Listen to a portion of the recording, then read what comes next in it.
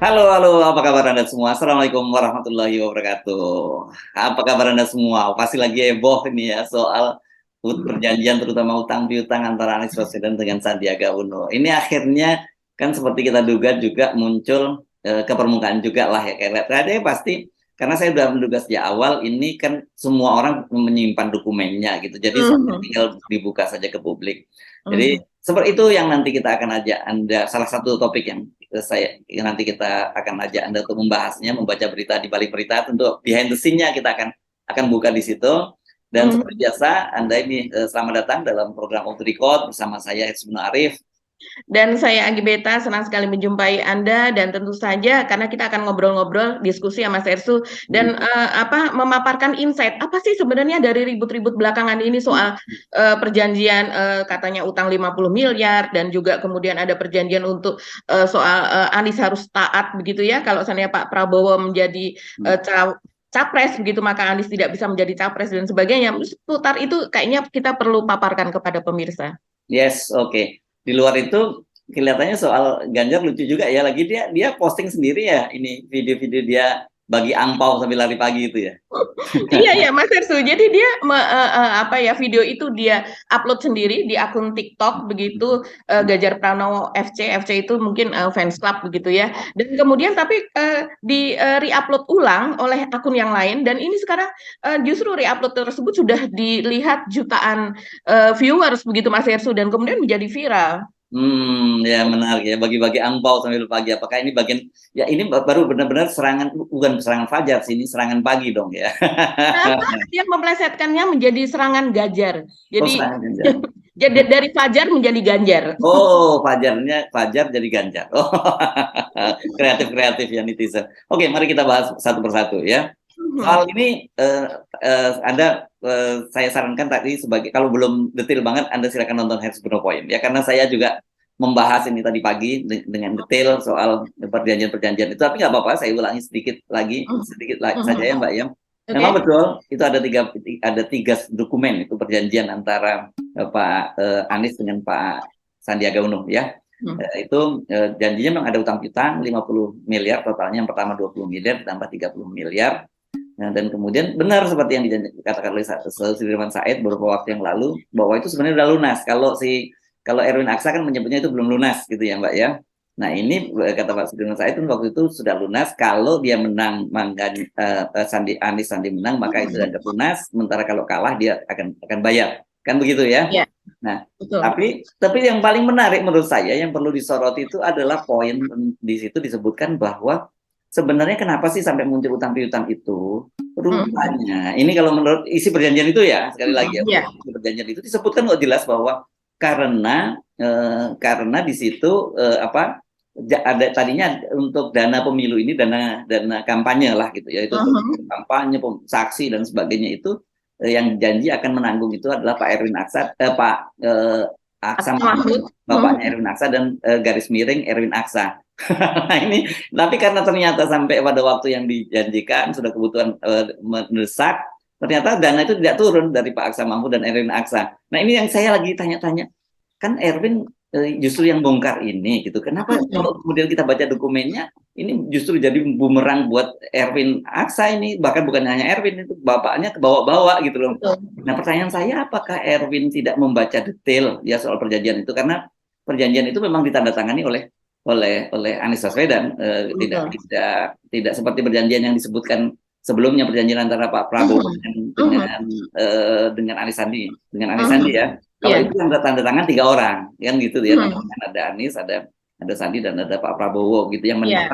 mendraft itu Fadlizon gitu. Nah ini yang tanda tangan adalah dokumen yang saya lihat itu cuma Pak Anies yang tanda tangan. Ini jadi ini kalau nyebar ini, saya nggak tahu kalau sekarang ini belum boleh nyebar dokumennya. Tapi saya melihat seperti itu datanya. Ini akan mempermalukan sendiri loh Erwin Aksa. Kenapa ya? Kok sampai terjadi semacam itu? Gitu loh itu.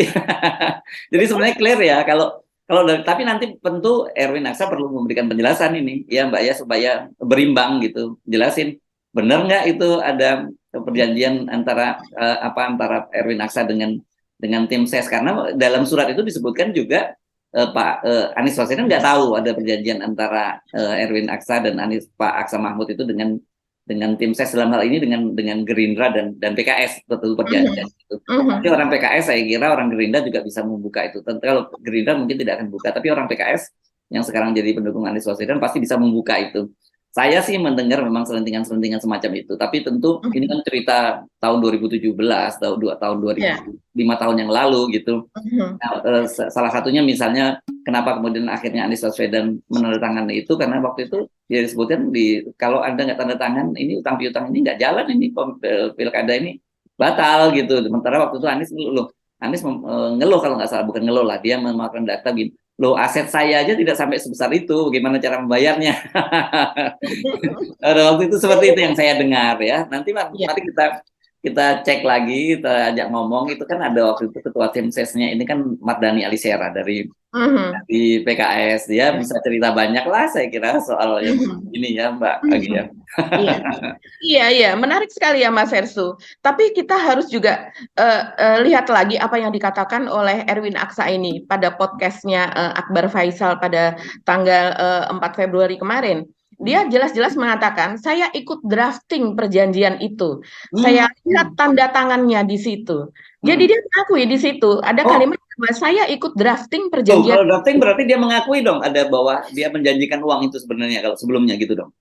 Iya, kalau seandainya dia ikut drafting, berarti dia tahu bahwa ada poin atau ada nomor khusus di situ yang khusus menyatakan bahwa sebetulnya seharusnya dia ikut, kalau seandainya dia sesuai dengan janjinya bersama ayahnya, yaitu Pak Aksa Mahmud, begitu, ikut memberikan pinjaman, begitu, sebagai penjamin dalam hal ini, maka tidak perlu ada pinjaman kepada Sandiaga Uno itu begitu Mas Hersu. Karena kalau yang kita tahu ada salah satu poinnya di mana di situ kan di surat perjanjian itu kan memang ada yang tertanggal bulan Januari, ada yang tertanggal juga bulan Februari begitu ya Mas Hersu, karena kan memang ada putaran pertama dan kemudian lolos di putaran kedua. Rupanya dari putaran pertama itu sudah digelontorkan sekian miliar begitu pinjaman kepada Sandiaga Uno. Dan kemudian karena lolos pada putaran kedua, kemudian Anies harus menandatangani kembali pinjaman sekian puluh miliar lagi begitu. Yang pertama 20 miliar, yang kedua 30 miliar untuk untuk putaran kedua begitu. Dan kemudian ya kita tahu bahwa itu ada klausul di dalamnya, ada nomor yang berisi klausul bahwa Sandiaga Uno mengetahui bahwa dana pinjaman bukan untuk kepentingan pribadi, tapi memang untuk kepentingan kampanye begitu. Dan itu memang itu dananya itu langsung ke tim kampanye. Dan kemudian makanya tidak ada ditransfer kepada Anies, tapi langsung kepada tim kampanye mereka begitu. Dan kemudian kan di dalam klausul itu juga disebutkan bahwa karena dana itu digelontorkan karena dana yang dijanjikan oleh Bapak Aksa Mahmud dan Bapak Erwin Aksa sebagai pihak penjamin berdasarkan kesepakatan antara Bapak Aksa Mahmud dengan Partai Keadilan Sejahtera dan Partai Gerindra, yang mana saya tidak menghadiri pertemuan atau sepakatan tersebut, kata Anies dalam perjanjian tersebut, sampai saat ini belum juga tersedia begitu. Artinya di sini memang pernah terjadi kesepakatan seperti yang dikatakan Mas Hersu tadi ya, bahwa Aksa Mahmud dan garis miring Erwin Aksa itu pernah menjanjikan kepada kedua partai tersebut untuk memberikan mereka sebagai penjamin dari pinjaman keperluan dana kampanye tersebut. Tapi hingga ditandatanganinya itu klausul perjanjian tersebut mereka tidak juga menyediakan. Nah inilah yang disebut blunder ya Mas Hersu. Dan tapi saya kaget kalau tadi saya nggak menyimak detail dia wawancaranya dengan Akbar Faisal, tapi kalau dia menyatakan dia ikut melegal draft, mendrafting perjanjian itu, ya saya kira berarti dia mengakui juga dong, Erin, bahwa dia sebenarnya dia dan bapaknya yang harusnya menyediakan dana itu, tapi kemudian tidak tersedia dana itu. Nah kita tidak tahu apakah kemudian akhirnya disediakan oleh mereka, tapi saya kira kalau disediakan oleh mereka kan di situ Erwin Aksa menyatakan ketika ditanya apakah itu sudah dibayar, saya kira belum dibayar itu kan gitu ya, waktu itu dia ngomong begitu kan. Nah ini iya betul, dia bilang belum dibayar pinjaman kepada Sandiaga itu. Dan kemudian ketika dikonfirmasi oleh media kepada Sandiaga juga seperti mengambangkan hal tersebut dengan dia mengatakan bahwa saya belum bisa memberikan komentar mengenai hal tersebut dan saya akan cek lagi soal soal itu begitu. Saya akan baca beritanya, katanya dia begitu. Iya, saya akan baca beritanya dan dia tidak bisa memberikan komentar. Dan yang menarik Mas Herssu, operasi dari kita bisa menyebutkan ini semacam operasi dari Erwin Aksa untuk mendowngrade Anies Baswedan begitu ya. Kalau menurut saya demikian, entah apa intensinya, apakah karena dia memiliki sandera, kita tahu memang keluarga Pak Aksa Mahmud ini pernah juga berkasus pada tahun 2020-2021 yang lalu, itu soal kasus Bang Bukopin di mana kakak dari Erwin Aksa ini juga pernah ditersangkakan dalam kasus tersebut. Tapi kita tahu kemudian pada bulan November 2021 kasus Bang Bukopin itu kemudian ditutup karena ada kesepakatan perdamaian di antara pihak yang bertikai begitu. Nah, kita tidak tahu apakah karena sekarang ini musim politik itu adalah musim politik sandera, sehingga apakah Erwin Aksa mengemukakan hal ini, apakah kemudian ada sandera semacam bahwa kasusnya akan dibuka kembali, kita tidak tahu, ataukah memang ada kalau saya rasa begini Mas Herssu, Anies ini kan dekat juga dengan Pak JK, yaitu paman dari Erwin Aksa begitu ya. Tapi saat ini walaupun Pak JK dan Pak Surya Paloh itu dekat di Golkar dahulu antara senior dan junior begitu, di mana Pak JK menjadi seniornya, tapi kita tidak tahu apakah semacam ada perebutan terhadap kuasa atas Anies atau apa begitu ya. Karena sejauh ini banyak juga saya lihat di netizen dan juga beberapa tokoh politik yang mengatakan bahwa saat ini kecenderungannya adalah Anies adalah ada di bawah Pak Surya Paloh, karena memang partai tersebut yang kemudian mendeklarasikan. Sementara secara psikologis sebetulnya Anies dari sejak ketika masih mahasiswa dulu dia lebih dekat kepada Pak JK, tapi kenyataannya pada sekarang kan ada di bawah Pak Surya Paloh begitu. Ya, memang kartu Anies itu apa begitu ya? Ini kartunya artinya yang memainkan kartu Anies sekarang Surya Paloh gitu, bukan Pak JK. Tapi kita tahu hubungan antara Pak Surya Paloh dengan Pak JK itu cukup akrab, cukup dekat. Mereka beda dengan hubungan Pak Surya Paloh dengan Ibu Megawati gitu misalnya ya. Itu beda banget gitu. Jauh sekali. Ya, kalau Pak JK ini kelihatannya mereka bisa baku atur lah soal itu. Tapi memang jadi pertanyaan kenapa kemudian muncul pernyataan dari Erwin Aksa. Tapi kalau saya mungkin sederhananya, Anda tadi menyebut tahun politik, kan kita harus melihat, makanya saya sebelumnya juga menyebut kalau ada ribut-ribut soal ini, itu kita mesti lihat aktornya gitu loh ya, dan aktor dan latar politiknya yang kalau gitu kan kita bagi saja. Misalnya sekarang Sandiaga Uno ini pasti akan berhadapan dengan Anies Baswedan karena dia mau harus mendukung Pak Prabowo, meskipun orang bingung sebenarnya, lu itu serius nggak sih dukung Prabowo, kenapa kok main-main ke sana sini gitu, dia ke P3 dan sebagainya, dan dia juga muncul mencapreskan. Tapi belakangan ini kelihatannya dia udah mulai surut ya, dia lebih pokoknya dia akan loyal dan tegak lurus kepada Pak Prabowo gitu ya. Itu jadi harus dilihat bahwa dia akan berhadapan Pak, ini kan dia di posisi Pak Prabowo gitu. Dan kemudian kalau dari sisi Erwin Aksa, kan Erwin Aksa ini wakil ketua umum dari Partai Golkar, dan Partai Golkar itu sekarang berada di KIB, Koalisi Indonesia Bersatu, dan itu akan mendukung Erlangga Hartarto menjadi capres kan gitu. Tapi kan juga yang menarik kemudian ternyata Pak Surya Paloh juga bertemu dengan Erlangga Hartarto gitu, bertemu dengan Pak Luhut, bertemu dengan Pak Jokowi. Jadi sebenarnya ini menarik ini hubungan antara Anies Baswedan dengan Surya Paloh ini. Kenapa? Karena mereka ini sebenarnya bagaimana ya? Satu, tentu saja Anies Baswedan itu bagaimanapun yang menyelamatkan adalah Pak Surya Paloh dengan pasang badan deklarasi tanggal 3 Oktober gitu. Setelah katanya itu kan hari Ahad ya, di tanggal 3 Oktober itu, sementara hari Seninnya katanya akan ditersangkakan oleh KPK kan gitu. Itu rumor-rumor seperti itu makanya didului oleh Pak Surya Paloh gitu. Jadi kalau tanpa Surya Paloh dia juga akan putus. Tapi seperti layangan putus. Tapi kan kita tahu bagaimanapun Pak Surya Paloh itu hubungannya dengan Pak Jokowi seperti apa, yang dia menyatakan bahwa dia akan mengusung akan mendukung Pak Jokowi sampai akhir periode 2024 gitu. Ya, dan kemudian orang juga bertanya-tanya, loh kenapa nggak jadi di reshuffle gitu kan? Apakah ada deal khusus antara Pak Jokowi dengan Surya Paloh, dan kemudian kok pada hari yang saat ya, harusnya terjadi reshuffle dan kira-kira jamnya sama lah karena siang hari gitu ya Pak ya, kok Pak Surya Paloh malah ketemu dengan Pak Erlangga Hartarto kan gitu.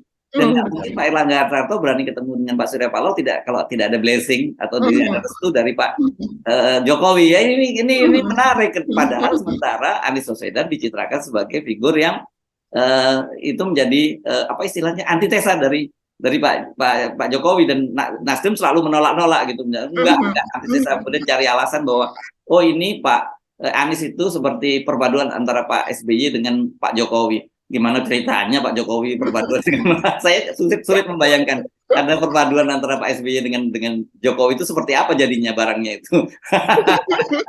Iya Mas Ersu, saya melihat ini operasi dari Erwin Aksa ini tidak hanya sekedar dia menyatakan itu di podcast dari Akbar Faisal ya Mas Ersu. Saya bahkan melihat di media, contohnya salah satunya adalah dari liputan6.com, dia menyatakan bahwa Erwin Aksa ini membagikan video kepada liputan6.com. Ini salah satunya ya. Video tersebut kemudian ditranskrip oleh Liputan 6 dan kemudian menjadi sebuah berita yang cukup panjang. Antara lain dia mengatakan seperti ini. Musyawarah itu tentunya dibekali dengan sebuah komitmen, sebuah perjanjian, apakah perjanjian itu tertulis, apakah tidak tertulis, namun ada perjanjian moral, perjanjian politik, dan sebagainya.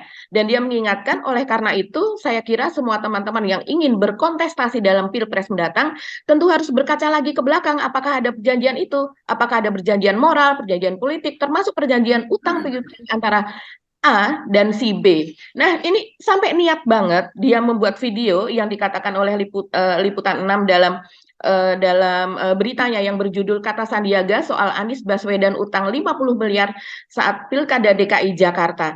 Salah satu judulnya adalah seperti itu. Dan kemudian teman-teman off the record dapat membaca di situ panjang sekali ya, panjang sekali rupanya video tersebut isinya panjang sekali begitu dan kemudian ditranskrip. Saya rasa ini dikirimkan kemarin ya pada tanggal 6 dan kemudian podcast itu sendiri dibuat pada tanggal 4 Februari.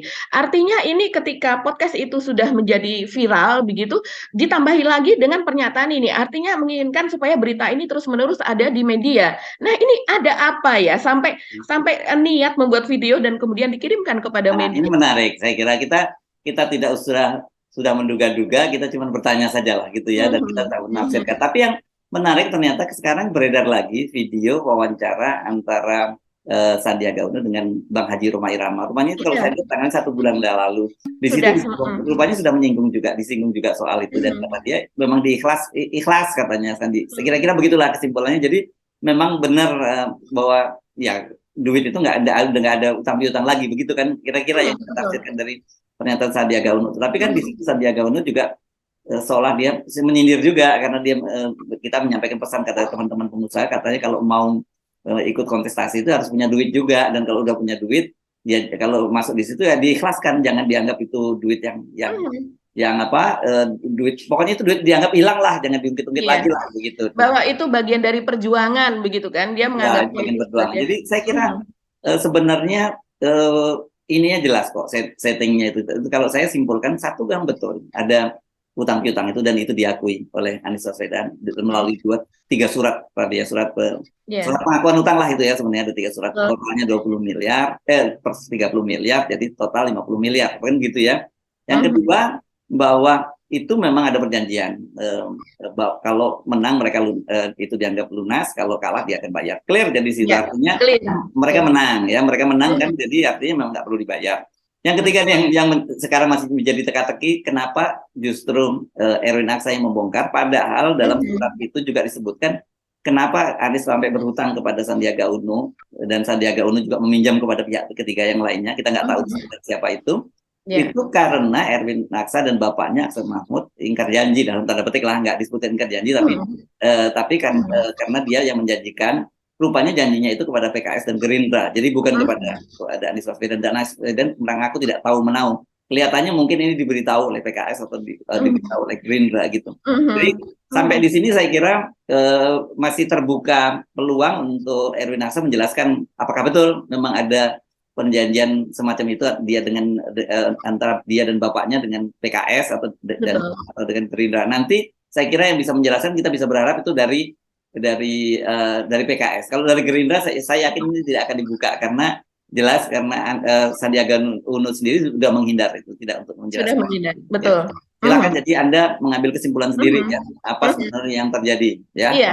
Iya, kalau dari Gerindra bahkan Pak Prabowo kemarin selesai ulang tahun Gerindra, acara ulang tahun Gerindra dan ditanya wartawan dia juga tidak bersedia mengungkapkan dan bahkan katanya menurut narasi yang beredar saat ini bahwa ketika itu ada Sufmi Dasko di dekat Pak Prabowo dan mengatakan tidak usah dijawab begitu, sehingga Pak Prabowo tidak menjawab pertanyaan wartawan mengenai hal tersebut.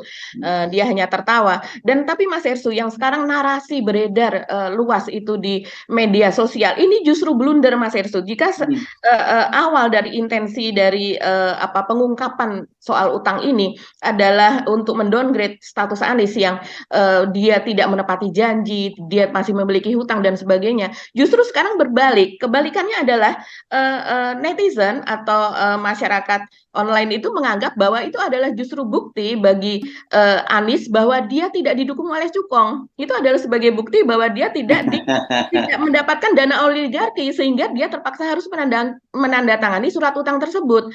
Dan kemudian dibandingkan dengan calon lainnya pada pilkada begitu ya, pada pilkada tersebut yang akhirnya selain yang pada tahap pertama maupun yang lolos pada tahap kedua begitu, misalnya pasangan Ahok Jarot, kemungkinan besar mereka tidak harus menandatangani perjanjian semacam yang dilakukan oleh Anies. Jadi kita bisa bayangkan pada waktu itu ketika pilkada DKI Jakarta 2017 Anies berada dalam tekanan seperti apa. Dan yang kedua, ada juga narasi yang mengatakan kalau seandainya utang 50 miliar itu adalah utang yang sangat kecil, mengingat uang yang beredar di DKI itu sangat-sangat besar ya, APBD-nya pun 80 triliunan 80 triliun begitu, dan itu belum yang lain-lain gitu ya.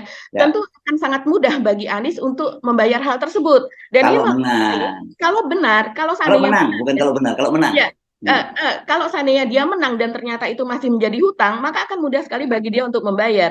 Dan bahkan kalau seandainya ini sekarang masih disebut oleh Erwin Aksa dan juga oleh Sandiaga Uno bahwa ini masih sebagai utang, maka berarti Anies tidak melakukan korupsi selama dia untuk membayar utang tersebut. Itu kan dari pendukung Anies ya. Itu narasi dari pendukung Anies.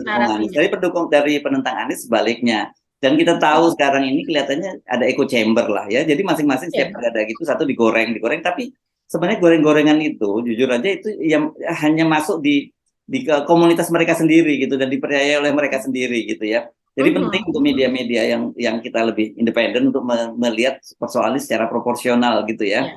Ya kalau kita kan tidak punya intensi dukung sana dukung sini gitu. Kalau kita memang Anies disebut salah ya kita masih harus katakan itu salah gitu. Kalau dia benar kita jangan ditutup-tutupi. Gitulah semua kira-kira begitu. Tapi kita hanya memaparkan fakta seperti itu ya. Bahwa kan kalau kemarin cuma ribut-ribut, ada dokumen gini-gini. Apa sih isi dokumennya seperti yang kita ceritakan tadi. Kira-kira gitu ya Mbak ya.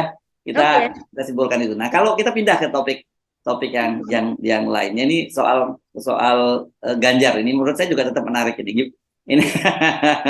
Karena memang kalau kita lihat ya ini banyak sekali muncul di pemberitaan di mana-mana soal bagi-bagi sembako relawan dari Ganjar ini masif banget di seluruh Indonesia kalau saya lihat ya. Jadi memang ini dananya kuat banget ya Ganjar Pranowo ini. Iya Mas Ersu. Jadi seperti yang kita katakan tadi bahwa sebenarnya video ini sebelum menjadi viral sebetulnya diunggah oleh pihak Pak Ganjar sendiri, entah oleh admin atau oleh Pak Ganjar. Ini contoh dulu deh videonya supaya viewer kita juga dapat gambaran. Mungkin sebagian dari Anda juga sudah menonton video ini ya. Iya. Oke, ini kelihatannya beliau lagi di luar kota nih ya, lari ya. Dan anehnya menurut saya ini videonya ini kelihatannya didesain ini gaya Pak Jokowi lah. Masa ada seorang gubernur lari kok dia sendirian begitu di situ itu. Jadi memang kelihatannya video ini dibuat supaya fokusnya ada ke Pak Ganjar gitu ya Mbak ya. Iya, betul sekali. Dan itu juga netizen juga tidak bodoh-bodoh amat. Mereka pun berkomentar bahwa cara memberikannya seolah-olah tidak ingin diketahui nilainya dan kemudian juga tidak ingin diketahui bahwa Pak Ganjar ini memberikan semacam kita tidak tahu apakah itu berupa uang ataukah itu berupa apa begitu ya, karena memang kita juga tidak melihat tapi orang menduganya itu adalah uang karena sebelumnya Pak Ganjar juga pernah ketika dia lari pagi dia sedang berada di Tanah Toraja itu dia mengakui sendiri bahwa saya bagi-bagi uang kepada saat lari pagi kepada masyarakat yang ada di sana begitu yang dia temui di jalan dan kemudian ini ini, maka dugaan netizen bahwa dia melakukan hal yang sama seperti ketika berada di Masa tangan. ngasih amplop kosong kan nggak mungkin Iya, dong. tidak mungkin karena ini lokasinya ada di Purbalingga, Jawa Tengah ya Mas Hersu. Dan kemudian ketika ini diupload lagi oleh akun yang lain, ini menjadi viral dan orang mempertanyakan. Banyak juga yang geli Mas Hersu karena seperti netizen antara lain mengatakan, wah seharusnya rakyat Jawa Tengah itu sudah makmur, tidak boleh ada kemiskinan kronis lagi karena gubernurnya hobi bagi-bagi duit begitu ya kepada rakyat kecil. Harusnya rakyat kecil sudah pada makmur. Dan kemudian ya ini lalu disangkut pautkan juga Mas Ersu karena sebelum ini juga beredar juga video itu yang dimana relawan Ganjar membagi-bagikan sembako begitu ya, dan itu bukan pada sebuah acara ketika mereka melakukan deklarasi atau apa, tapi mendatangi dari rumah ke rumah begitu. Nah itu yang kemudian orang mempertanyakan itu apakah saat ini memang sudah kampanye dari rumah ke rumah begitu ya, itu apakah sudah bisa dilakukan kalau seandainya Ganjar itu ada sebuah acara begitu dan kemudian orang mengerumuni begitu, itu memang sesuatu yang tidak bisa dihindari karena memang Pak Ganjar ini kan populer juga menjadi salah satu capres yang elektabilitasnya tinggi sehingga ketika dia berada di luar itu kemudian pada sebuah acara orang kemudian mungkin mengeluh-elukan gitu. Dan kemudian ada deklarasi relawannya begitu ya melakukan pembagian sembako dan sebagainya. Tapi ketika ini terjadi bahwa ada relawan yang datang dari rumah ke rumah dan membagikan semacam sembako begitu, dan kemudian juga Pak Ganjar ketika sedang melakukan kegiatan dia membagi-bagi yang diduga itu adalah uang. Nah, ini menjadi ramai Mas Hersu. Ya. Jadi dari sini kita bisa melihat ya seperti apa ya cara Ganjar berkampanye gitu ya, inline dengan apa yang dilakukan oleh para relawannya gitu ya Mbak ya. Ya, saya membayangkan kalau seandainya itu dilakukan oleh Pak Anies gitu ya.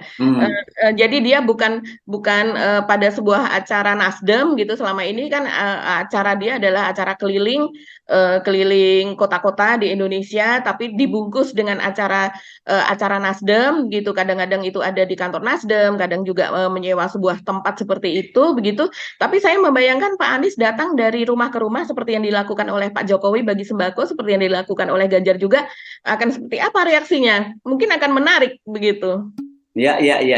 Oke, jadi sebenarnya ini yang kita mesti ingatkan ya, harusnya cara-cara semacam ini kita hindari lagi ya, bahwa serangan Fajar ataupun serangan Ganjar atau apapun yang bentuknya adalah bahwa seolah-olah politik itu harus identik dengan pembagi-bagi amplop. Ini yang menurut saya berbahaya kan kalau kita melalui off the record ini kita selalu menyarankan agar mendorong agar muncul sebenarnya kerelawanan dari para relawan. Relawan itu harus tahu bahwa realitasnya dalam politik itu memang membutuhkan dana gitu ya. Dan itu konsekuensi dari sistem politik kita seperti sekarang ini, apalagi dengan sistem kampanye sekarang ini, kita memang partai-partai politik itu memerlukan dana.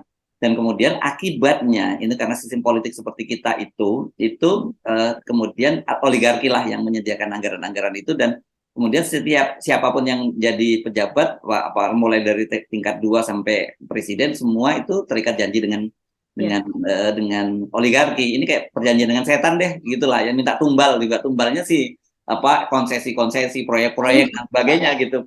Makanya dan kemudian bukan berarti kemudian kita bilang kalau gitu kampanye yang buruk ya, ini gara-gara demokrasi lah kemudian politik jadi mahal gitu. Nggak harus begitu, justru kalau kita ingin agar politik kita lebih baik ya jangan mental kita juga diubah, jangan mental kita juga inginnya mendapat serangan Fajar. Harusnya relawan tuh ikut membiayai karena kandidat yang didukungnya.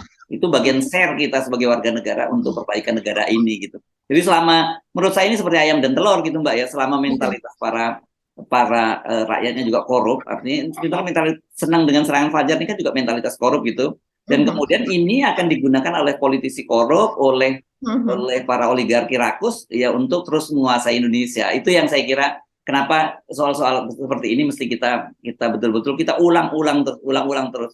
Jadi siapapun Anda, mestinya relawan Anies, relawan Ganjar, atau relawan Mbak Puan dan sebagainya. Nanti kalau jadi relawan ya betul-betul Anda jadi relawan, gitu. Jangan Anda berharap Anda dapat proyek dari setelah Anda jadi relawan atau dapat jabatan sebagai komisaris atau apapun. Ini yang rusaknya negara kita semacam sekarang ini karena itu kan transaksi politik semacam itu. Jadi dalam politik seperti kita, karena kita memilih sistem politik seperti sekarang ini kayak pemilihan langsung, ya memang perlu biaya yang tinggi, dan biaya yang tinggi itu sebenarnya bisa dikurangi kalau mentalitas bagi-bagi amplop, mentalitas money politik itu bisa kita hapuskan juga dalam tradisi kita. Itu kira-kira yang kita perlu garis bawahi kali ini ya Mbak Agi ya. Iya, iya betul sekali Mas Hersu. Itu sama saja dengan yang tadi topik pertama yang kita bahas, bagaimana Anies harus terpaksa menandatangani surat perjanjian utang itu walaupun di dalamnya ada klausul apabila menang maka dianggap lunas.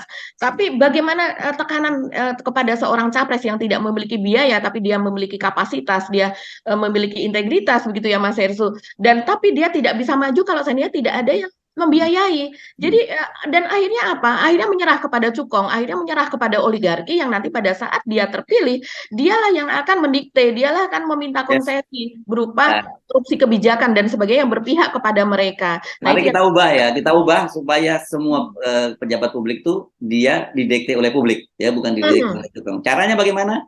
Caranya sebagai relawan Anda betul-betul menunjukkan kerawanan dan juga memberikan share. Nggak banyak-banyak kok sebenarnya, sesuai dengan kemampuan kita, tapi kalau dikumpulkan jumlahnya sangat banyak, cukuplah untuk membiayai para capres ini sehingga mereka nanti gagah jadi independen. Kalau kemudian nanti oligarki itu pasti datang ke siapapun capres yang akan menang, tapi dia tidak lagi mendikte gitu.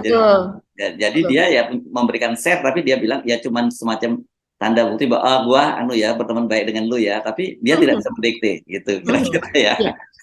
Oke, Mbak Agi, kita mesti mengakhiri perbincangan kita kali ini.